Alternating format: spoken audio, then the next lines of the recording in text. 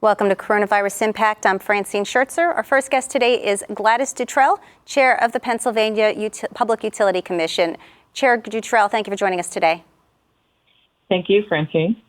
Now, the Pennsylvania Public Utility Commission enacted an emergency order last month, prohibiting termination of utility shutoffs for the foreseeable future. Why was that enacted? Well, the PUC was looking to focus on two main things. First of all, and foremost in our mind, is to protecting our consumers during this very challenging time dealing with the COVID-19 crisis. And secondly, is to maintain safe and reliable utility service here in Pennsylvania. So the first thing we did after Governor Wolf declared the state of emergency in early March is that we issued the emergency order that halted utility terminations for payment-related issues. Do you have any estimation of how many Pennsylvanians this emergency order has impacted? I don't have the actual estimation, but I would say that it's impacted all of the households in the Commonwealth, because even as we've seen more and more times of quarantine requirements or stay-home requirements by the governor, we know that every citizen that is staying home and following those requirements would need the utility services that are rendered. And also, as we look at more and more information of the impact that they may have on their personal lives, whether it's a reduction in their hours at work or actually losing a job during this time, we know that this is something that's vital to them in terms of utility service, the water, the electric, the natural gas, the telephone. And we wanted to make sure that pressure was taken off of them at this time. Looking to the months ahead, once the pandemic-related restrictions are relieved, what kind of advice or financial assistance would be offered to Pennsylvanians who may be out of work and have difficulty paying their bills in the future? Well, what we have been saying to our consumers and making sure that information has gotten out to them, whether it's on our website or also talking to our regulated utilities, is we say that what's available to them right now has always been available to them, and that's the different customer assistance programs that all of our utilities have in place. Those programs are usually for persons of lower income, but they also have other information. So we urge them to reach out to utilities now, talk about their situation. They may have had a change in their income level, so they could be working out something now. And then for those persons that may not fall in a particular lower income category, there's always the options that our utilities have available to them that will, some type of monthly budget billing that they could address and things of that nature. But right now, it's very important that they look at their situation, discuss it as they look out into the future. In an era of social distancing, what else is the PUC doing to protect Pennsylvanians? Well, we also have been looking at the fact that Pennsylvanians are able to shop for their electric and natural gas supplier. Some of the options or things that those suppliers have done are door-to-door sales. And so what we have done is issued an emergency order, that would stop those door-to-door sales during this time as we're dealing with the coronavirus pandemic. We want to make sure in terms of social distancing that we're not bringing any additional factors, or those companies will not bringing any additional factors to a consumer's door. Do you have any expectations that the amount of utilities utilized by Pennsylvanians will be altered in any way because more people are at home and perhaps less businesses are operating at this time?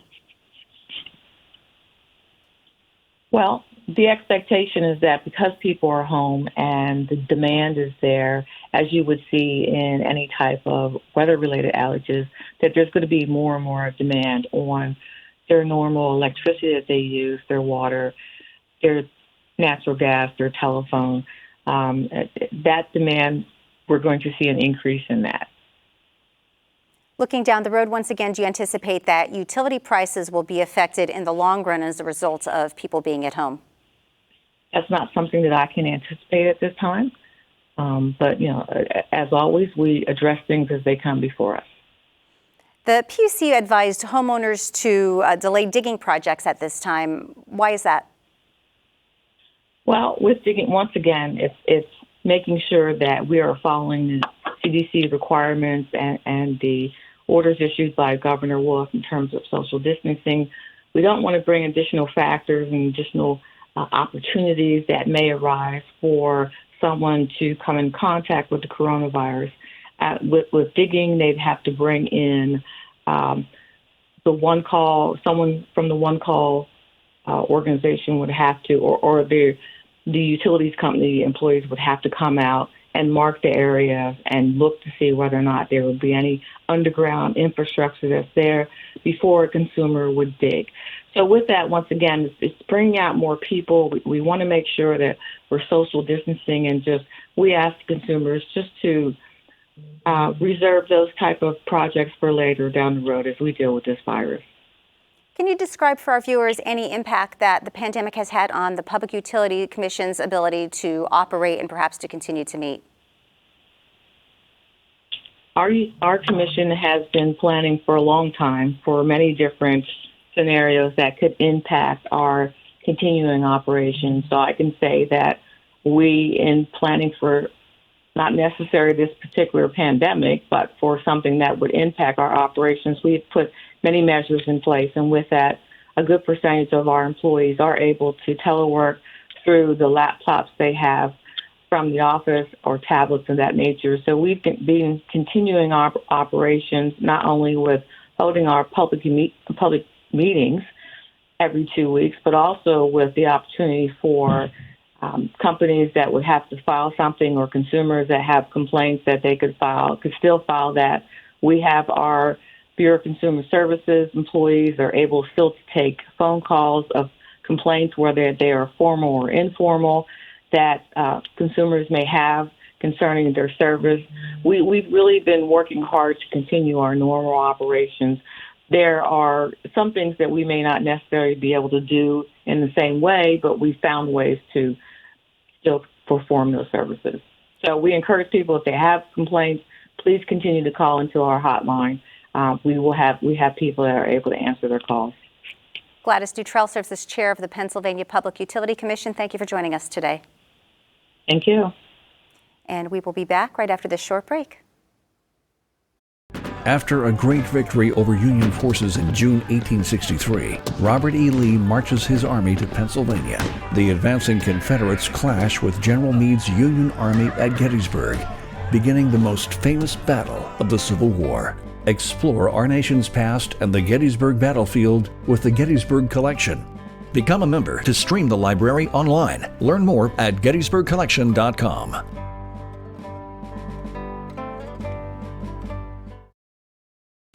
Take a nostalgic look back at some of the best games PCN has televised over the past 20 years with PCN Sports Classics. Watch the entire game without interruption and get updates on key players and coaches who have made Pennsylvania sports history. Watch new episodes monthly and stream the full series on demand with the PCN Select streaming service. Visit PCNTV.com to subscribe. PCN, proud to bring Pennsylvania sports to you.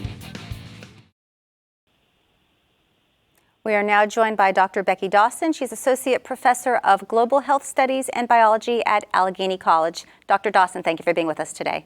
Thank you. Now, you've studied risk factors and patterns of disease in human populations. Does anything stand out to you about how COVID-19 has impacted both your region in northwestern Pennsylvania as well as perhaps the state as a whole? Well, I think I've been shocked at how fast it has spread. I think theoretically, I understood that exponential growth would mean that, we were seeing more and more people get things. But, when I did the math recently, I was expecting the world to be at like 1 million cases over the weekend. And, we crossed that threshold here, kind of in the past 24 hours. So the rate of spread of the disease has been, I think, just surprising from a human standpoint. And I think also just, how quickly it has impacted our healthcare system has been eye-opening for me.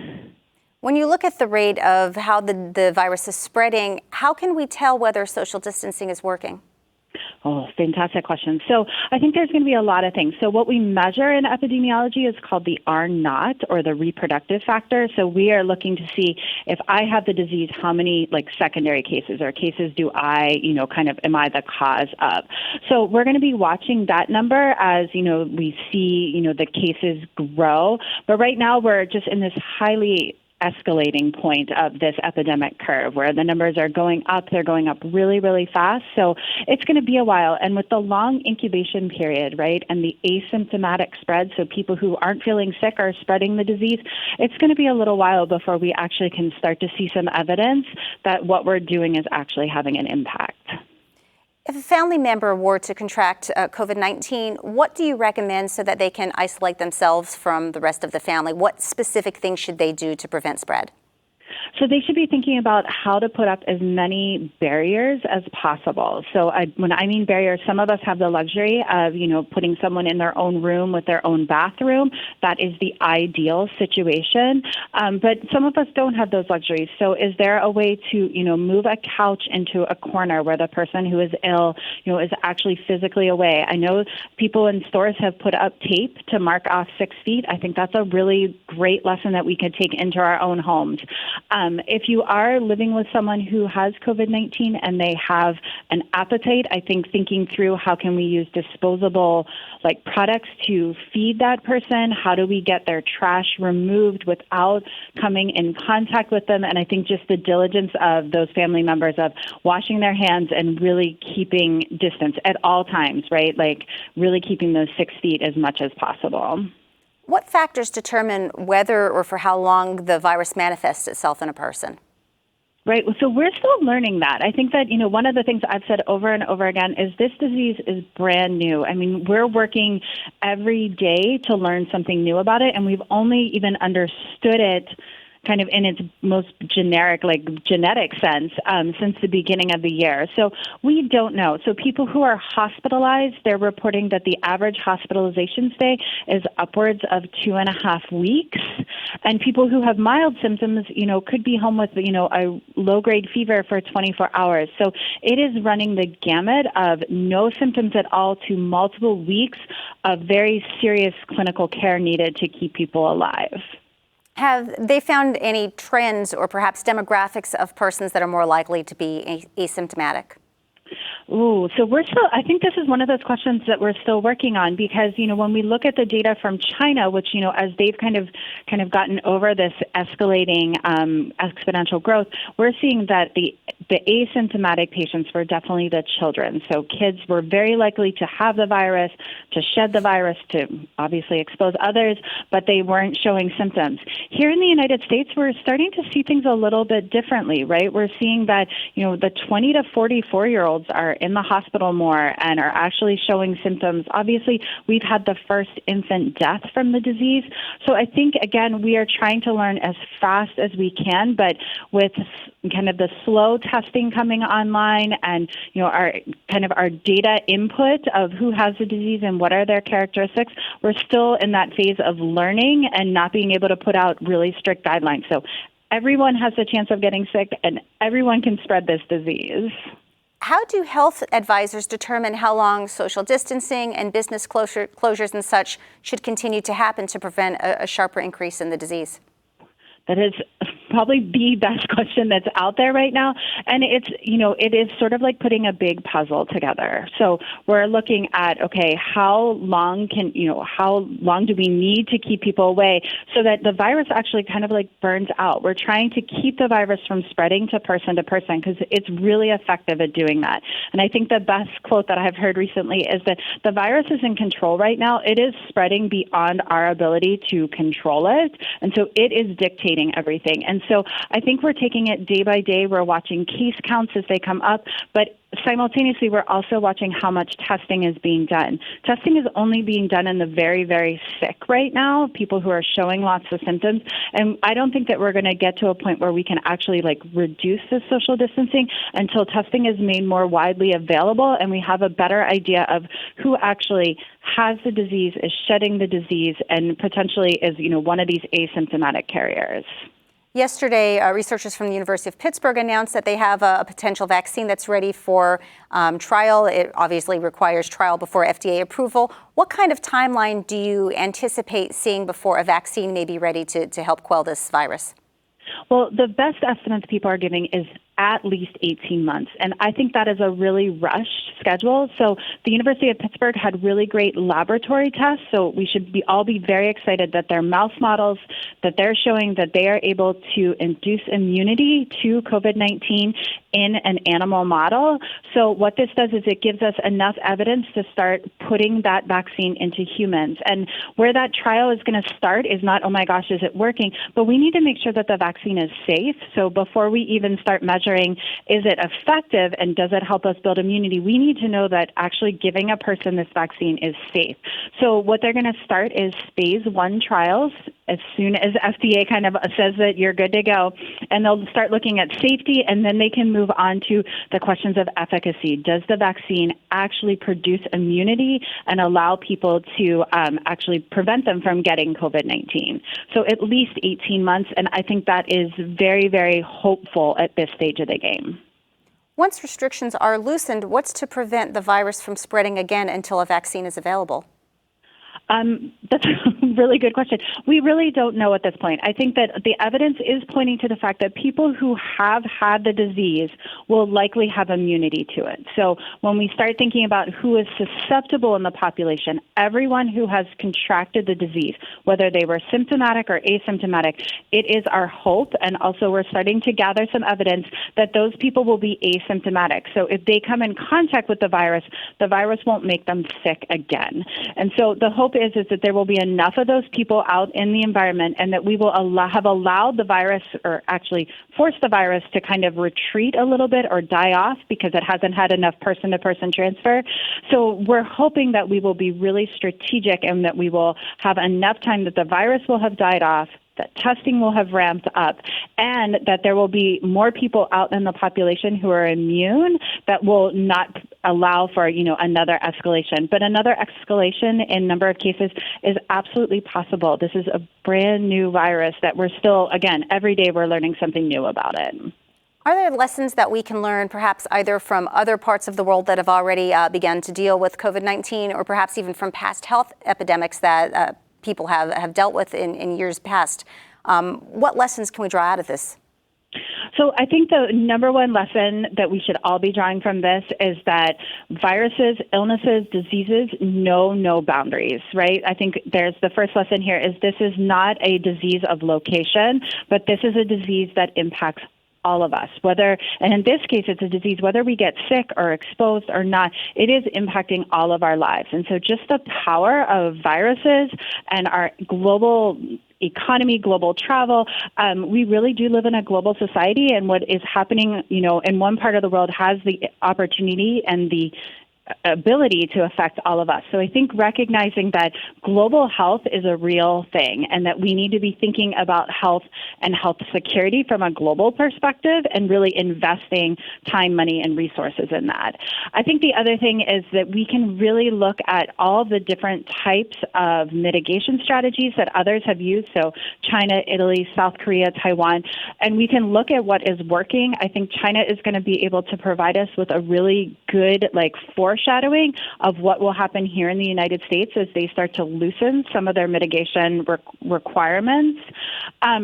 And I think the other thing that I would think about as we're trying to think of lessons learned here is just the willingness of and the coordination of public health and clinical medicine. We really do need more testing up and running. We need availability of, new and novel testing. And so just recognizing the importance of getting a testing program up and running, I think is going to kind of haunt us and make us think about things differently in years to come. As this pandemic continues in Pennsylvania, do you anticipate that people's behavioral changes may affect the health and well-being of Pennsylvanians down the road? Absolutely. I mean, there is no way that this pandemic, whether you get sick or you don't, it's going to impact all of us for years and years and years to come. And I think it's going to impact all of our lives in every way, shape, or form. I think, we're already thinking about kind of loneliness and being stuck inside and, missing that, it's both a mental and kind of an emotional health of connecting with others. I think that is going to have long-term effects. Obviously, the economic effects are going to be enormous for years and years to come. I think we're going to see impacts among our students who are not in the classroom learning. I think that this disruption is going to change our lives forever. And when I think about like going back to kind of like normal, for me, it's not normal. We are really facing a new normal where we are all going to have to reconsider, I think, almost every aspect of our lives moving forward because this disruption has been so large and so impactful to all of us. Our guest has been Dr. Becky Dawson, Associate Professor of Global Health Studies and Biology at Allegheny College. Thank you for joining us today. Thank you so much. That's all for today's show. Coronavirus Impact airs on weekdays at noon and at 8 p.m. It's also available on PCN's Facebook page, YouTube channel, and on our website, pcntv.com. I'm Francine Schertzer. Thank you for watching.